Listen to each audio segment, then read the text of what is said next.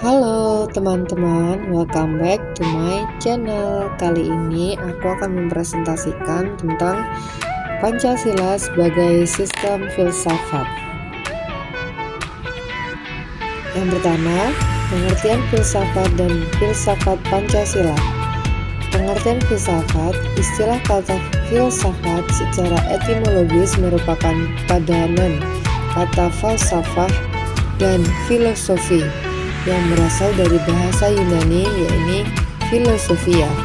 Kata filosofia merupakan kata majemuk yang tersusun dari kata philos atau philein yang berarti kekasih, sahabat, mencintai, dan kata sophia yang berarti kebijaksanaan, hikmat, kearifan, pengetahuan. Dengan demikian, filosofia secara harfiah berarti mencintai kebijaksanaan, mencintai hikmat, atau mencintai pengetahuan. Cinta mempunyai pengertian yang luas, sedangkan kebijaksanaan mempunyai arti yang bermacam-macam yang berbeda satu dari yang lainnya. Istilah filosofos pertama kali digunakan oleh Pythagoras. Ketika Pythagoras ditanya, apakah engkau seorang yang bijaksana? Dengan rendah hati Pythagoras menjawab, saya hanyalah filosofos, yakni orang yang mencintai pengetahuan. Pancasila dapat digolongkan sebagai filsafat dalam arti produk, sebagai pandangan hidup, dan dalam arti praktis. Ini berarti filsafat Pancasila mempunyai fungsi dan peranan sebagai pedoman dan pegangan dalam sikap, tingkah laku, dan perbuatan dalam kehidupan sehari-hari, dalam bermasyarakat, berbangsa, dan bernegara bagi bangsa Indonesia. Sedangkan pengertian filsafat Pancasila, yakni Pancasila sebagai filsafat mengandung pandangan, nilai, dan pemikiran yang dapat menjadi substansi dan isi pembentukan ideologi Pancasila. Filsafat Pancasila dapat didefinisikan secara ringkas sebagai refleksi kritis dan rasional tentang Pancasila sebagai dasar negara dan kenyataan budaya bangsa, dengan tujuan untuk mendapatkan pokok-pokok pengertiannya yang mendasar dan menyeluruh. Pancasila dikatakan sebagai filsafat karena Pancasila merupakan hasil permenungan jiwa yang mendalam yang dilakukan oleh the founding father kita, yang dituangkan dalam suatu sistem Ruslan Abdul Ghani. Filsafat Pancasila memberi pengetahuan dan pengertian ilmiah yaitu tentang hakikat dari Pancasila. Pancasila sebagai suatu sistem filsafat. Pembahasan mengenai Pancasila sebagai sistem filsafat dapat dilakukan dengan cara deduktif dan induktif. Cara deduktif yaitu dengan mencari hakikat Pancasila serta menganalisis dan menyusunnya secara sistematis menjadi keutuhan pandangan yang komprehensif. Cara induktif yaitu dengan mengamati gejala-gejala sosial budaya masyarakat, merefleksikannya, dan menarik arti dan makna yang hakiki dari gejala-gejala itu. Pancasila yang terdiri atas 5 sila pada hakikatnya merupakan sistem filsafat. Yang dimaksud sistem adalah suatu kesatuan bagian-bagian yang saling berhubungan, saling bekerja sama untuk tujuan tertentu dan secara keseluruhan merupakan suatu kesatuan yang utuh. Sila-sila Pancasila merupakan sistem filsafat pada hakikatnya merupakan suatu kesatuan organis, antaranya sila-sila Pancasila itu saling berkaitan, saling berhubungan, bahkan saling mengkualifikasi.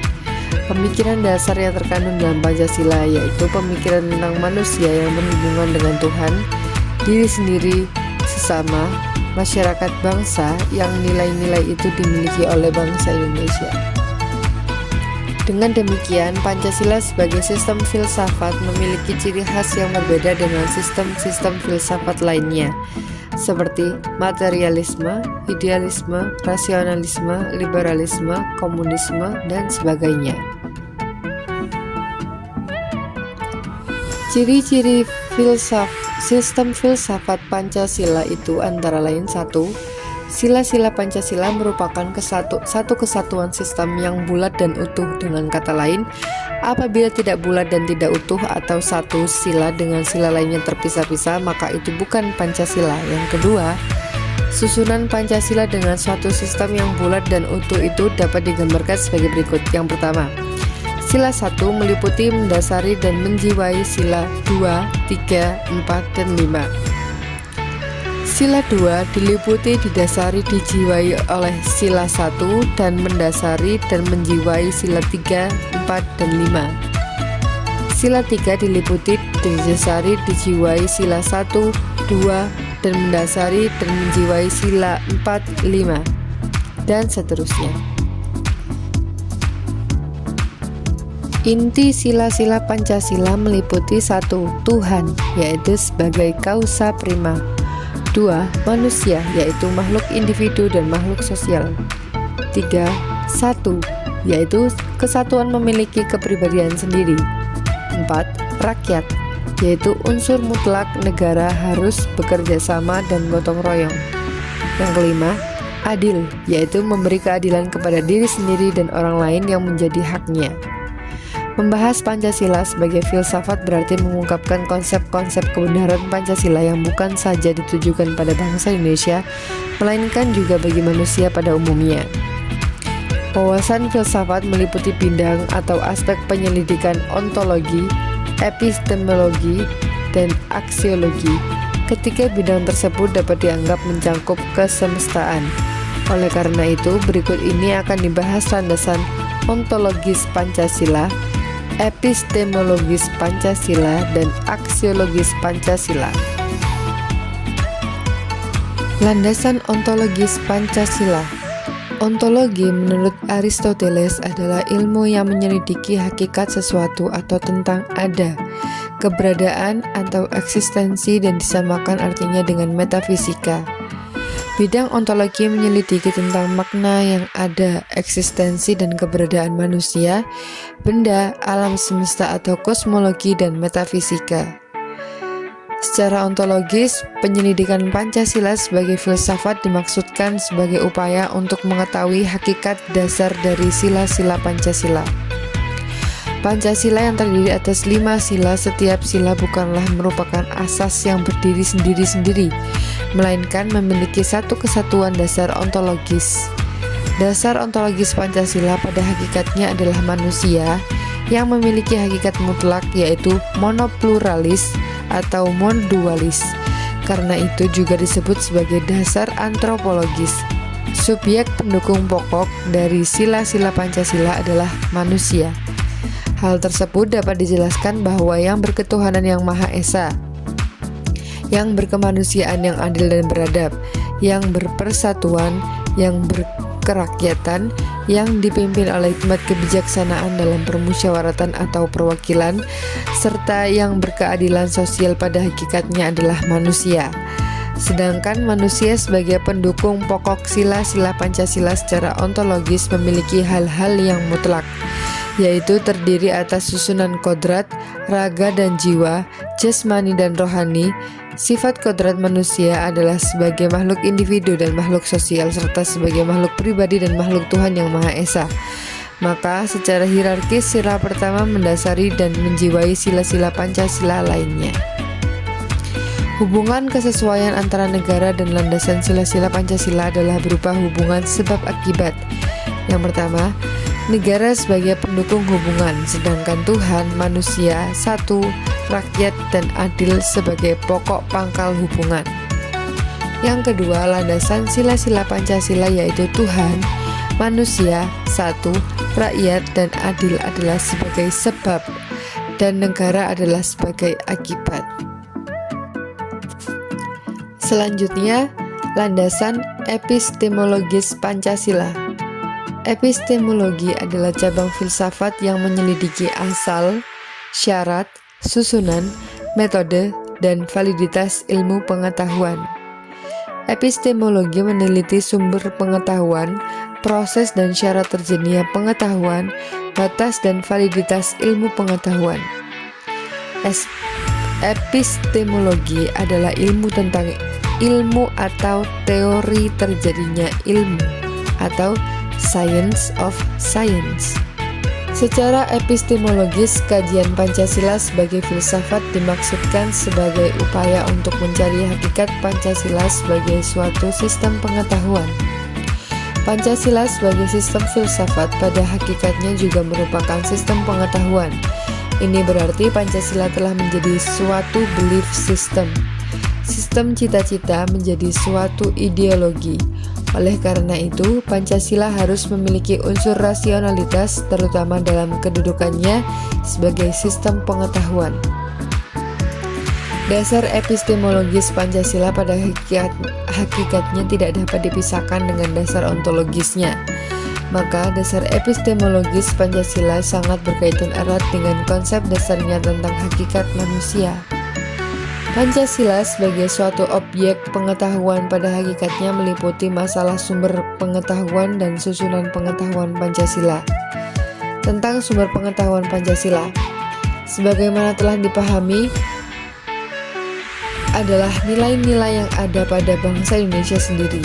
Nilai-nilai tersebut merupakan kausa materialis Pancasila, terutama susunan Pancasila sebagai suatu sistem pengetahuan. Maka Pancasila memiliki susunan yang bersifat formal logis, baik dalam arti susunan sila-sila Pancasila maupun isi arti dari sila-sila Pancasila itu.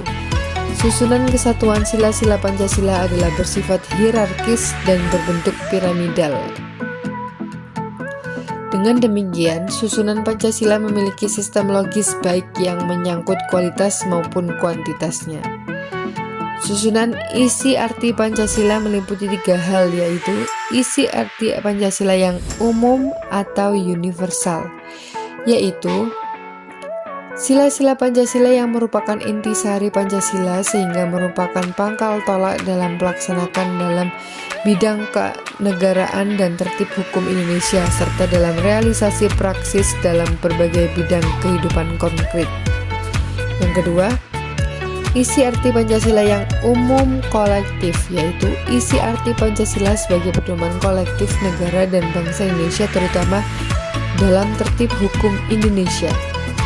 Yang ketiga, isi arti Pancasila yang bersifat khusus dan konkret, yaitu isi arti Pancasila dalam realisasi praksis dalam berbagai bidang kehidupan sehingga memiliki sifat khusus, konkret, serta dinamis. Dasar-dasar rasional logis Pancasila menyangkut kualitas maupun kuantitasnya, juga menyangkut isi arti Pancasila tersebut. Landasan aksiologis Pancasila. Sila-sila Pancasila sebagai suatu sistem filsafat memiliki satu kesatuan dasar aksiologis, yaitu nilai-nilai yang terkandung dalam Pancasila pada hakikatnya juga merupakan suatu kesatuan. Aksiologi Pancasila mengandung arti bahwa kita membahas tentang filsafat nilai Pancasila. Istilah aksiologi berasal dari kata Yunani aksios yang artinya nilai, manfaat, dan logos yang artinya pikiran, ilmu, atau teori. Aksiologi adalah teori nilai, yaitu sesuatu yang diinginkan, disukai, atau yang baik. Bidang yang diselidiki adalah hakikat nilai, kriteria nilai, dan kedudukan metafisika suatu nilai. Nilai adalah suatu kemampuan yang dipercayai yang ada pada suatu benda untuk memuaskan manusia. Nilai itu suatu sifat atau kualitas yang melekat pada suatu objek. Ada berbagai macam teori tentang nilai, yaitu Max Keller, Walter G. Everett, Noto Nagoro, dan masih banyak lain. Dalam filsafat Pancasila disebutkan ada 3 tingkatan nilai, yaitu nilai dasar, instrumental, dan nilai praktis. Nilai dasar adalah asas-asas yang kita terima sebagai dalil yang bersifat mutlak, sebagai sesuatu yang benar atau tidak perlu dipertanyakan lagi. Nilai-nilai dasar dari Pancasila adalah nilai ketuhanan, nilai kemanusiaan, nilai persatuan, nilai kerakyatan, dan nilai keadilan. Yang kedua, nilai instrumental adalah nilai yang berbentuk norma sosial dan norma hukum yang selanjutnya akan terkristalisasi dalam peraturan dan mekanisme lembaga-lembaga negara. Yang ketiga adalah nilai praksis yang sesungguhnya kita laksanakan dalam kenyataan. Nilai ini merupakan batu ujian apakah nilai dasar dan nilai instrumental itu benar-benar hidup dalam masyarakat. Nilai-nilai dalam Pancasila termasuk nilai etik atau nilai moral merupakan nilai dasar yang mendasari nilai instrumental dan selanjutnya mendasari semua aktivitas kehidupan masyarakat, berbangsa dan bernegara. Secara aksiologis, bangsa Indonesia merupakan pendukung nilai-nilai Pancasila, yaitu bangsa yang berketuhanan, yang berkemanusiaan, yang berpersatuan, yang berkerakyatan, dan berkeadilan sosial. Pengakuan, penerimaan, dan penghargaan atas nilai-nilai Pancasila itu nampak dalam sikap, tingkah laku, dan perbuatan bangsa Indonesia, sehingga mencerminkan sifat khas sebagai manusia Indonesia. Sekian video presentasi dan penjelasan dari saya. Terima kasih sudah mendengarkan. See you next video. Bye-bye.